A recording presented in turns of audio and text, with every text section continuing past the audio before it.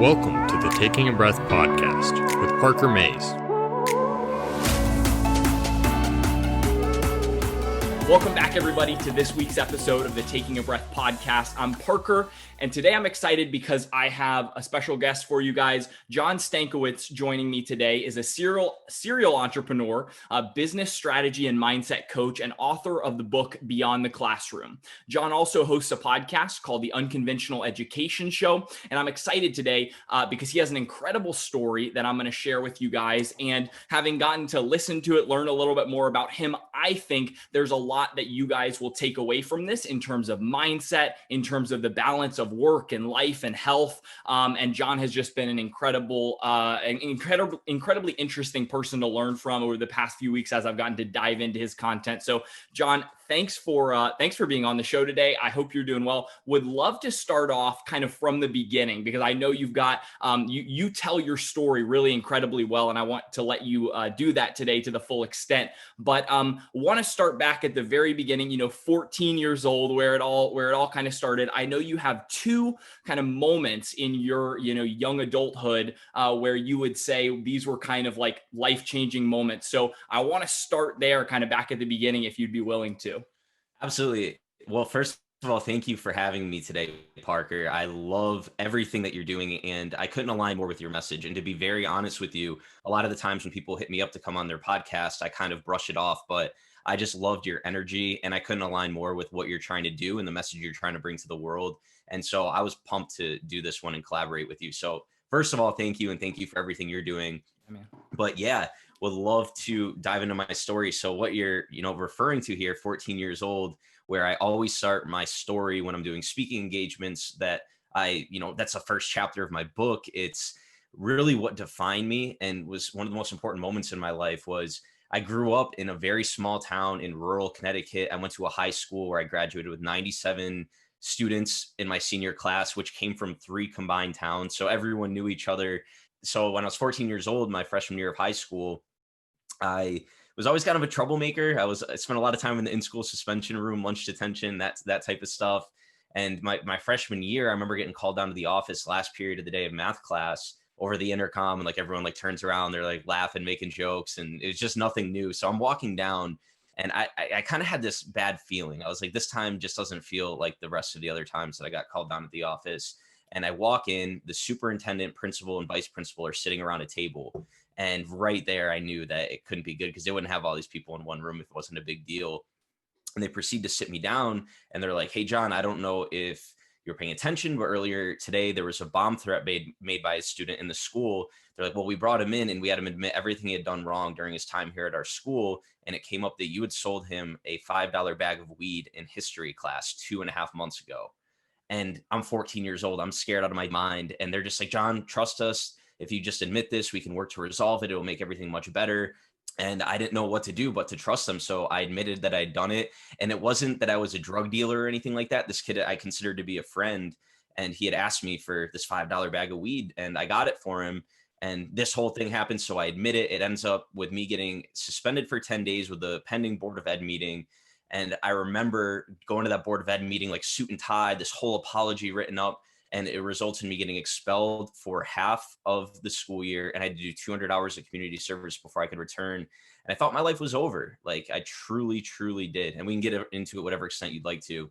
Yeah, well, and here's where I was really interested, because I think that it was so interesting to hear how this shaped you, how it transformed. So talk a little bit about how that experience, where you're kind of in this reflection time, really molded the rest of where where you head essentially. Absolutely. So I get expelled, and obviously, my friends' families, it's this big troublemaker. It was in newspapers. There was news stories on the TV about this. Wow. And my family is super ashamed of me. My friends' families don't really want me around.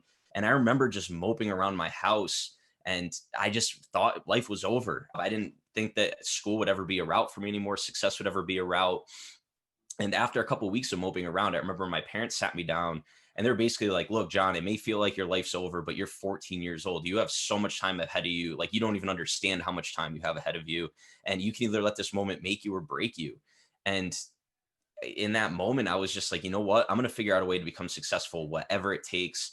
And when I made that decision, all I really knew was the conventional route: go to school, get good grades, get into a good college, get a good job, work for 40 years, that whole line of thought. And so that's what I did. I got back into school, got my grades up. I was working in a couple different restaurants, got into the school of my dreams. And that was kind of like the next big moment for me, was that my family had to sit me down about a month before I was going to go to school, and I was going the physical therapy route. That's what I thought would be the best for me. And my mom was like, look, John, you didn't get any scholarships. We don't have the money to afford this. You can't get loans this large your first year of school. The best we can do is have you commute to a local community college 5 minutes down the road. And that was the second moment that you were referring to, because in that moment, I was so upset, man. Like, I told all my friends, all my teachers, like, I made this huge bounce back, huge recovery. And now, like, I was missing out on that whole college experience. I had to go to this community college and live at home. And again, after a couple of weeks of just moping around and being so torn up about it, I made the decision that I'd never let finances dictate the decisions I'd make the rest of my life. And I didn't really know what it was going to be then. I still thought it was going to be the physical therapy route, but those two things, man, were two of the most important moments of my life. It's so interesting because, so to your first point where you've made this mistake, there's this self-pity, right? Like I feel like so many of us get in that space where we make a mistake, and instead of doing that where it's like, okay, I can actually come out of this, it's like we just wallow in self-pity. There's all that guilt and whatever it looks like for different people or different things. But then that choice where it's either I can let this completely stop me and derail the trajectory of where I want to be, or what you did, which is setting those goals, getting the grades up, doing, moving forward. And so then we get to this place where you're about to go to the school of your dreams, you've gotten in, and then there's that moment. And one thing that I was interested in is, you make this, promise to yourself, like, I don't want finances to limit my potential or my goals. You talk about this shift of creating like a selfish goal versus like a long-term goal. Can you explain that a little bit and kind of how it started out versus what, now your goals look like? Totally. And that's a great point, because one of the first things I tell entrepreneurs or anyone really going after a big dream is, like, you need to get clear on your why. Like, why are you doing this? What is the purpose? What is getting you out of bed every morning? What is keeping you going when all you want to do is quit, when nothing's going right, when you're, going through that roller coaster of emotions, of wins and losses? And so for me, those two things in the beginning, I had a chip on my shoulder. I wanted to prove to everyone I could be successful, and I wanted to make sure finances wouldn't dictate the decisions I'd make. So they were very selfish reasons and motives, but I personally believe that if that's what it takes to get you going, that's okay. But what eventually happens is you need to shift to a purpose bigger than you, because that only gets you so far. Like, wanting to be successful on your own, the money, like, that gets you so far. But you eventually get to a point where it's like, all right, you switch into like impact. How can I make other people's lives better? How can I share these gifts I've learned? How can I help other people achieve their goals? And then once you shift to that, like, my why now is really to help teach and inspire other people how to create more freedom in their life via entrepreneurship. So all my different businesses and everything align with that why, which is obviously a lot different than wanting to prove to everyone I can become successful and not have to worry about money anymore. My gosh, I see. That's what, like, that just puts a smile on my face. It gets me excited because creating that why that's bigger than you, which I know is a huge passion of yours, like, creating that impact is so important. And I feel like as young people, a lot of times we limit ourselves, right? We put those limits on, oh, I'm too young to do this. I'm too young to do this. But like, you're an example that I love to look up to in terms of, wow, like, I can overcome the limits like that I'm putting on myself. So then you're at your community college, you started to get introduced to entrepreneurship. So tell us a little bit about how you initially found out about entrepreneurship and what did that look like?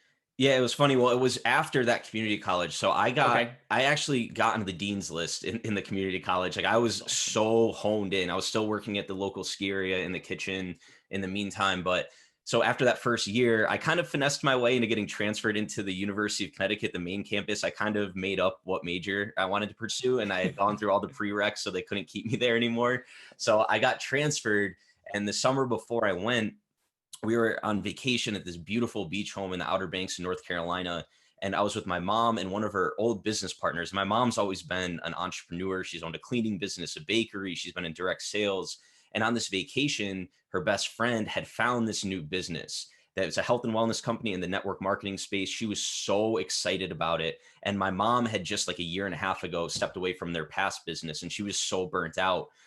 She decided to, give it a listen and hear what it was all about. And I remember on that vacation, they went to the hot tub to talk about it, and they come back and my mom's eyes are just lit up. She's like, John, this is going to change our lives. This is going to change your life. Nothing's ever going to be the same from this point forward. And I'm just like, Ma, like, we're on vacation. I'm going to the beach. I don't know what you think that this has to do with me. And we kind of left it at that. And I learned a little bit about their product and their opportunity, but just couldn't see how it applied to me. It's my mom and her best friend. I'm like, how does this apply to an 18-year-old? So I go away to college, and my first semester, I get introduced to network marketing, a different network marketing company, by my best friend that I grew up with. And the company sold these all natural energy drinks. I saw all these young people, like literally 22-year-olds making multiple six figures, traveling the world, dropping out of school, becoming their own bosses. And it just was like a switch went off in my head. And ultimately, I ended up joining my friend with that network marketing company and just going all in. Like, we would have meetings in our dorm, like every single night, people coming through. We'd be on calls all the time. We started growing to other college campuses, and I'd borrow this girl's car who lived on my hall, because I didn't have a car then, to go to these events on the weekends. And we'd have sometimes just courtyards with just almost 100 people, and we'd just be in front sharing the vision, the opportunity, what's possible, just showing people a new way.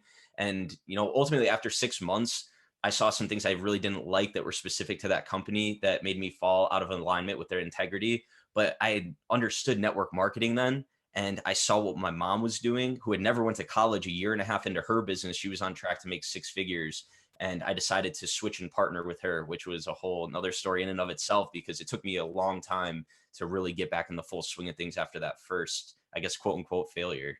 Did you feel like that failure helped you to really hone in on where you wanted to go and the type of person that you wanted to be through it? Or what was that kind of like shaping moment in that transition? Oh my gosh, yeah. Like, when I was introduced to this, like I said, all I knew was go to school, get the good grades, go work for the good company for 40 years, hopefully retire and live off 40% of what you made. You know what I mean? Like the 40-40-40 plan. And then I'm shown this path of entrepreneurship. And with that came the personal development. I read Rich Dad, Poor Dad, changed how I thought about everything. And then I'm just consuming personal development. One of the best things about network marketing is how much leadership and personal development is woven into it. So I was getting access to so much, like Tony Robbins, like all like the podcast world, like just different ways of thinking. And that got me, it was that light switch went off. And once your mind expands to new dimensions, it never goes back. And that's what happened with me. So that was like that failure, or quote unquote failure, was probably one of the most important things and most important experiences I've had in my life so far.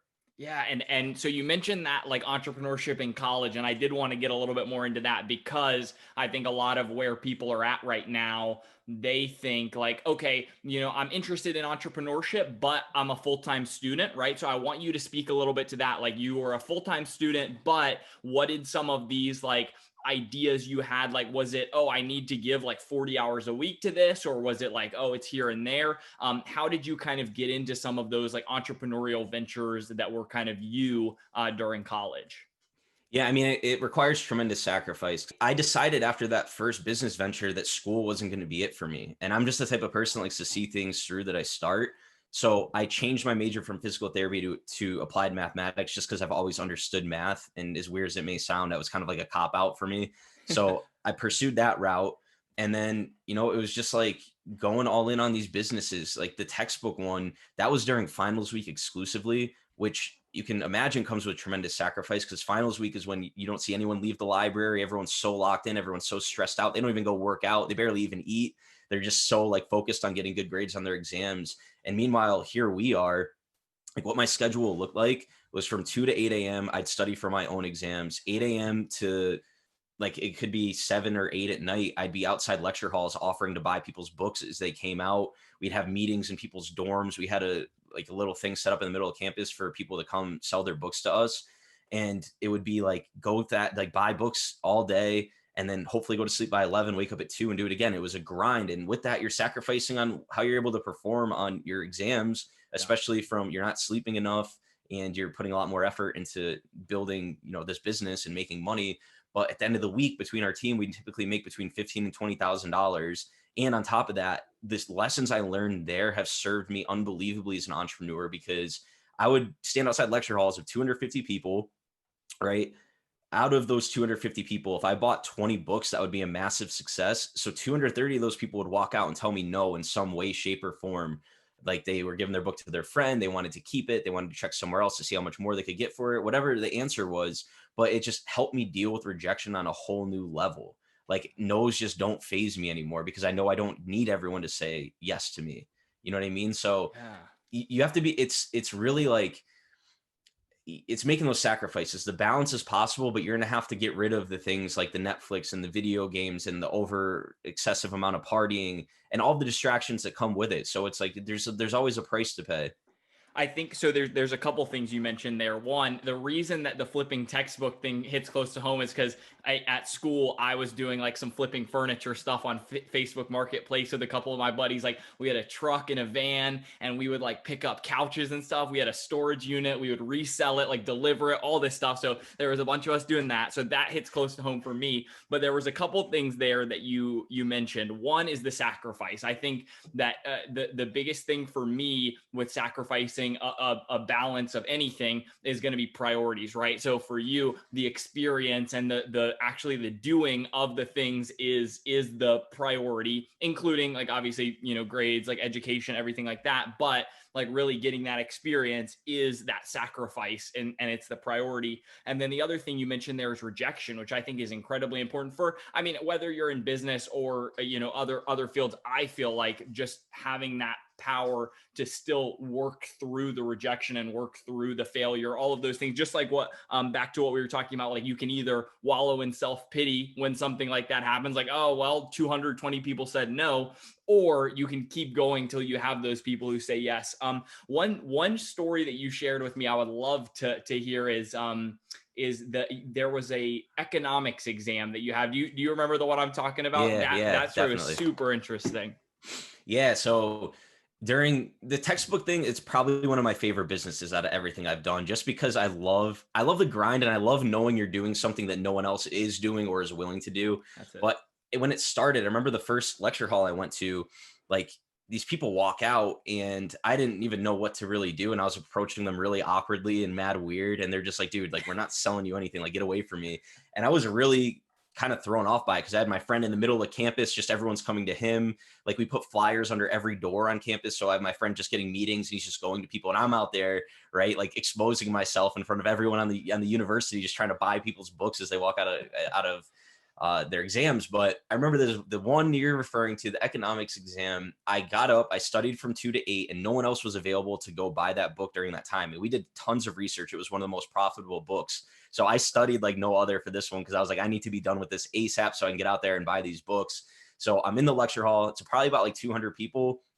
I'm like running through this exam. I see someone get up, and I'm like almost done. So I just bubble in the rest of the answers, and I get out there, and I'm just out there. And what happened with the books, it's a big social proof thing. Once you bought a few, so many more people would be likely to sell you there. So like right off the bat, I bought like the first 5, and I had a pile forming next to me, and I'm just running around like a crazy person, because there's like multiple exits, and I'm not letting anyone get by me, and I'm offering to buy their books.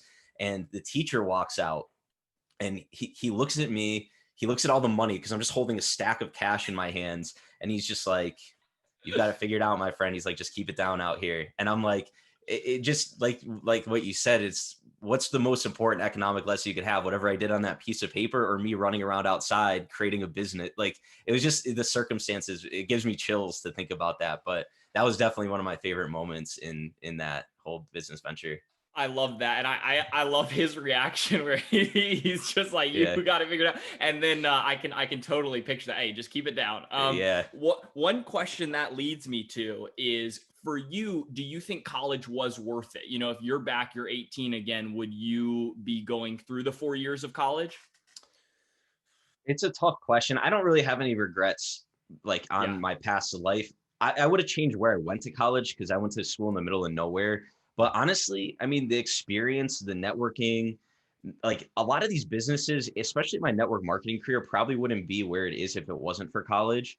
So here's what I say about it. I don't encourage people to drop out, but just know what school's purpose is. Like if you want to be a doctor, a lawyer, an engineer, like one of those trades, school is very necessary. But I think that we're just conditioned to believe that that's the only way to be successful, and it's just so far from the truth. And the problem that happens is people believe that if they want to be successful, they got to go to college, and a lot of them can't afford it. They take on all this debt. They end up going to school. They get some generic major because they don't even know what they want while they're there. And then it's like, boom, you're in the real world. And now a lot of these people are starting their own businesses, getting a sales job, like doing network marketing, doing something that you didn't really need to go to school for in the first place. So that's really where the problem lies. I'm not a person who goes around saying drop out, like school's out, like don't go. But it serves certain purposes. And for me, like I said, the environment, the experience, like all of the businesses I built, the networking, it served me beyond belief. And I don't think I'd be where I am today without it. So that's kind of my take on it. And I think you're exactly like self-awareness for me to know whether it's something, that it is for you. I think for, right now, a lot of the people that I'm around, like it's still something that is considered really valuable, but potentially like as we're shifting towards more entrepreneurship, it's something that's less valuable. I don't know. We'll continue to see that play out. One other thing that I wanted to talk about is this idea of limiting beliefs. For you, what's your take on limiting beliefs? Explain kind of a little bit of what it is, just for anyone who doesn't know, and then like how to start like shifting the mindset. I know that's one of your big things, to start overcoming those limiting beliefs. Yeah, I'll share that, like just cap off the whole story I've been telling this whole time with that, because that was such a big part for me. But yeah, I get through college. I have my network marketing business where I'm partnered with my mom, and I'm earning a residual income that's more than what most of my friends are making, going to what I like to call the cube farm. And instead of going that path, which I didn't have any plans on doing, I moved to Italy 5 days after I graduated. I lived over there for like 7 months. I was making money with my business every single Monday because of the customer base we built. Club promoting, working with this travel company, like just living the life. And after about 7 months, just got real tired over there, moved back to the States, decided to take my business to the next level. But I had limiting beliefs built up around the network marketing industry because of my first experience. People were flashing cars and jewelry and lying about money. And it made me feel like I was doing people a disservice by introducing them to the opportunity. So when I came back, I moved out to California for a while, and I went to one of our big company events where Tony Robbins spoke. And I just had a big breakthrough moment where I made all these commitments on the spot emotionally with no idea how I was going to actually make them happen. I committed to becoming a top 10 earner in our company for ages 25 and under, committed to getting into the best shape of my life via one of our 16-week transformation challenges. And I committed to this incentive trip with our team that would won a free cruise to the Caribbean, which was based on performance. I commit to them. I have no idea how I'm going to do them. A month later, we end up going to this big personal development event out in Ohio.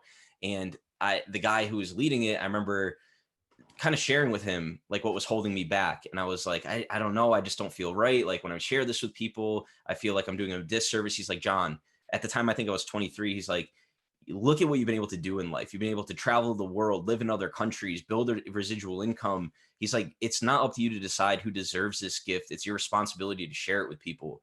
And it was just little tweaks like that. And me just realizing like sometimes we really downplay our results, but it's like really look at what you've done and how much you can help other people by getting out there and getting out of your own way. And you're not doing anyone any help by letting these beliefs hold you back. And so, like I said, the company I was way more in alignment with, but I looked at it, I'm like, bro, we've helped thousands of people get into the best shape of their life, get more energy, be able to spend more time with their kids, create income that's taken financial stress away from them. I'm like, what? Like, I'm really screwing people over if I don't go share this with them, because it doesn't matter if it's for them or not, or if they want to do it, but it's my responsibility to share it. So that, and like getting over yourself, getting over the ego. And once I busted through that, I accomplished all those 3 things I just shared with you. We won that challenge. I was an honorable mention in the 16-week transformation challenge, got in the best shape of my life, got into the top 10 income earners for 25 and under, maintained that for 3 years in a row, was able to go and invest in multiple businesses I'm passionate about, write a book, like, and just live a life that I never thought would be possible when I was a 14-year-old getting kicked out of high school. It's insane. And it's so cool to hear that story come full circle from, where you were as a 14-year-old kid to where you are now with doing the book and doing the podcast and having all of these different things going on.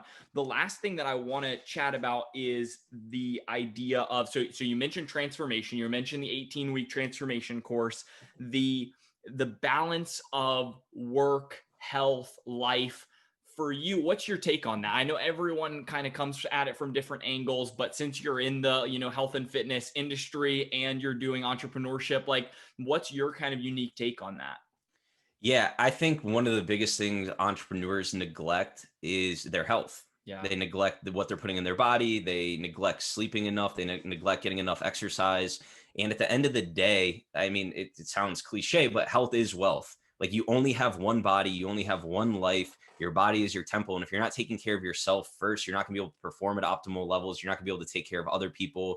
And ultimately, you're just not going to be able to perform at the optimal level that you can. Like you think that by cutting out and not sleeping enough or skipping out on a meal or not exercising is saving you time to work on your business, but really you're just shooting yourself in the foot in the long term because people burn out really quickly. Like in this game of highs and lows and ups and downs, it's really easy to burn out. And if you make the decision now to take care of yourself, like worry about what you're putting in your body, get like exercising, because that's one of the best stress relievers you can possibly have. It may seem like you're quote unquote wasting time, but you're not. You're really creating so that you can perform at the optimal level with the rest of the time that you do have. So it's super important, and people need to stop thinking that like they can play with that. Like you can a little bit when you're younger, but it starts to compound as you get older.